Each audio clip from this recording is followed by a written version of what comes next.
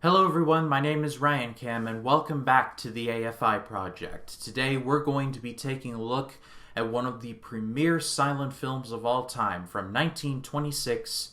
It is The General. This was co-directed by Clyde Bruckman and Buster Keaton, and it stars Buster Keaton.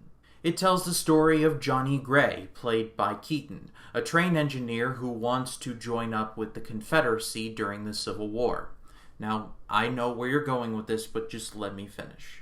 He wants to join the army to impress his fiancée, Annabelle Lee.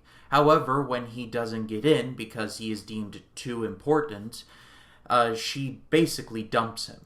But about a year later, Johnny's train is taken over by Union spies, and so he has to do everything in his power to get one of the loves of his life back. One of the things I love about doing this review segment is that I get to look up these little nuggets and fascinating facts about some of the greatest movies of all time. I was shocked to learn that when The General initially came out, it was panned by critics, and not like a, it was okay, it was like a, this is piece of crap kind of criticism. Honestly, one of my favorite ones was when one critic criticized Keaton for trying to make the Civil War funny.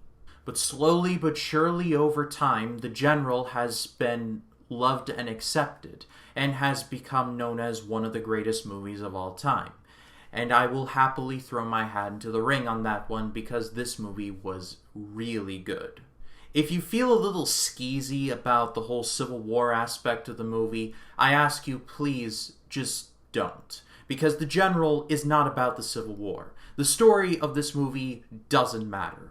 It is just simply a vehicle for Buster Keaton to do some amazing stunts. And for a movie that came out in 1926, that's shot in black and white and has no dialogue, this movie has just some of the best stunts possibly ever. Buster Keaton was a renowned stuntman, and he shows off. Some more of the fascinating facts I learned about this movie was that it wasn't actually shot in the South, it was shot in Oregon. Because when I think of the Civil War, I totally think of Oregon. But there were multiple injuries on the set, and even Buster Keaton himself knocked himself unconscious during one of the shoots. But probably the injury that made me cringe the most is when I read that one of the extras got shot in the face with a blank cartridge. Keaton is absolutely the highlight of this movie. He is completely stone-faced throughout the entire movie. All this extraordinary stuff is happening, and he has the look of, oh dang it, I forgot my keys again. While I was watching it, I was like, come on, there's gotta be an occasion where this guy was like, whoa, whoa, whoa. But no, that never happened. He just had the look of, this is just another day, trying to save my train from the damned Union. Gotta do the boxcar. But in a weird way, that's kind of what makes the movie work. Because Keaton is constantly on the back foot. Just when you think he has an advantage, that advantage is immediately taken away. As soon as he figures out how to work that hand car thing, he almost wrecks himself.